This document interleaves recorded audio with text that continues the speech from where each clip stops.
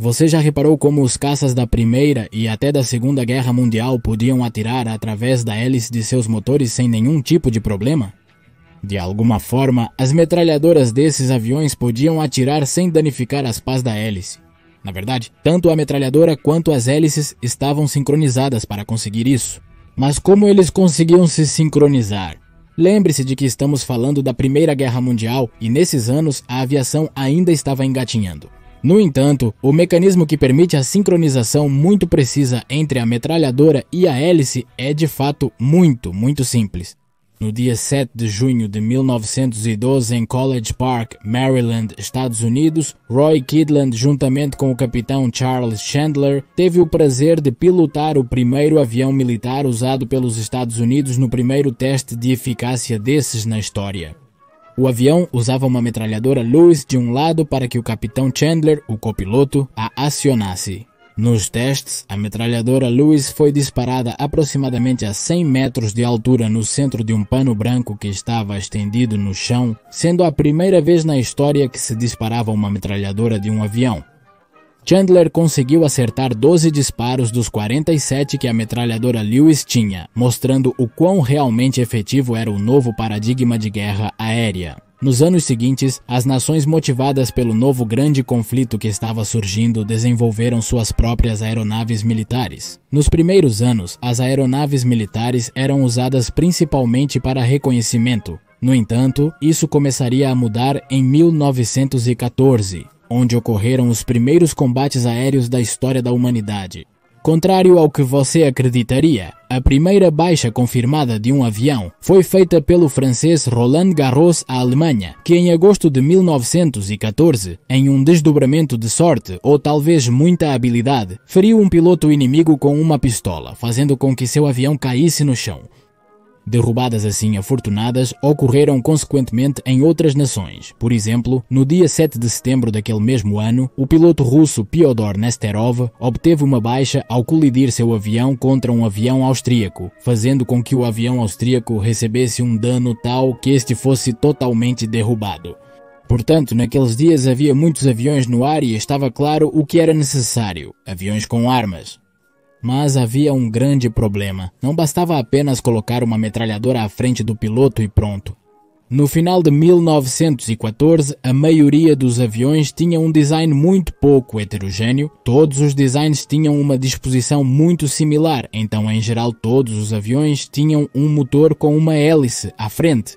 Então, uma metralhadora não podia ser colocada à frente do avião e outros mecanismos que permitissem colocar armas em outras posições eram demasiado complicados e, portanto, demasiado pesados e inviáveis naquela época. Muitos engenheiros, para encontrar uma solução para este problema, optaram por modificar completamente o design padrão do avião militar. Por exemplo, temos o SPAT, francês, que colocava a hélice do motor entre o piloto e o artilheiro, fazendo com que o artilheiro estivesse à frente e que não tivesse que se preocupar em danificar a hélice ao disparar. Mas a preocupação vinha quando o avião tinha que fazer um pouso forçado, pois muitos pilotos ou artilheiros acabavam cortados em pedaços pela hélice que estava no centro do avião. Outros, como o Bristol F-2 inglês, simplesmente colocavam o artilheiro atrás com uma metralhadora montada em um suporte, com a única desvantagem de que não se podia atacar o inimigo quando se voava em direção a ele, permitindo que muitas vezes o inimigo conseguisse escapar, dando apenas uma vantagem real apenas quando estavam se defendendo. O Vickers FV-5 britânico, ou como costumavam chamar na época Gumbos, era outra grande solução da época. A hélice era colocada atrás do avião, fazendo com que o motor, em vez de puxar o avião, o empurre, tendo o artilheiro em uma posição frontal. Todos esses aviões tiveram um sucesso muito variado. No entanto, nenhum conseguia satisfazer a necessidade de aviões que disparassem para a frente sem danificar as hélices. Em 1914, o francês mencionado anteriormente, Roland Garros, projetou uma solução muito boa para o problema. Em dezembro de 1914, em sua casa, montou o sistema de sincronização projetado em dezembro de 1914 por Raymond Saulnier, basicamente o primeiro do seu tipo. No entanto, ele usava uma metralhadora Hopkins, e essa metralhadora não tinha uma cadência constante, ela flutuava, então havia momentos em que os projéteis conseguiam atingir as pás. Garros projetou uma solução para isso, instalar cunhas de metal nas pás do avião apenas nas áreas onde os projéteis poderiam atingir, e embora possa parecer um pouco rudimentar ou até estúpido, isso funcionou excepcionalmente bem. Tanto que Roland Garros obteve a primeira baixa confirmada usando uma metralhadora que disparava através da hélice do seu avião em 1º de abril de 1915. No dia 18 de abril daquele mesmo ano, Garros foi abatido por fogo terrestre e no chão tentou queimar seu avião para que não fosse capturado, mas os alemães conseguiram capturar Garros antes que ele queimasse o avião. A hélice modificada caiu nas mãos dos alemães e pouco depois surgiria o Fokker Elm-Eindecker, um avião lendário que mudou o curso da guerra aérea. Os alemães, no meio do conflito, conseguiram a superioridade aérea sobre a frente por 6 meses e até deram um nome a essa época, a Fokker Scorch ou o flagelo dos Fokker, tudo graças a um sistema de sincronização que lhes permitia disparar através de sua hélice. Seu funcionamento era bastante simples. Para que você entenda, uma metralhadora MG8 tinha uma cadência de 7 disparos por segundo, mas a hélice podia girar até 20 vezes por segundo. Isso é um problema porque a hélice podia obstruir os disparos pelo menos até 3 vezes por segundo.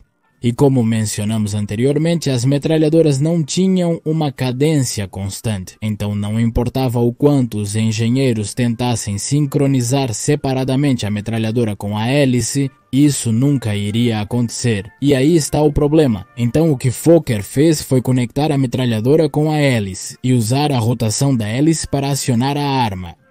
O primeiro design que Fokker fez foi muito complicado. Usava um sistema de cams e lóbulos que tomavam guia da hélice, mas era tão complicado que cada avião precisava ser calibrado individualmente em cada combate e para fazer isso colocava-se um disco de madeira na hélice e disparava-se através da hélice para tomar a guia.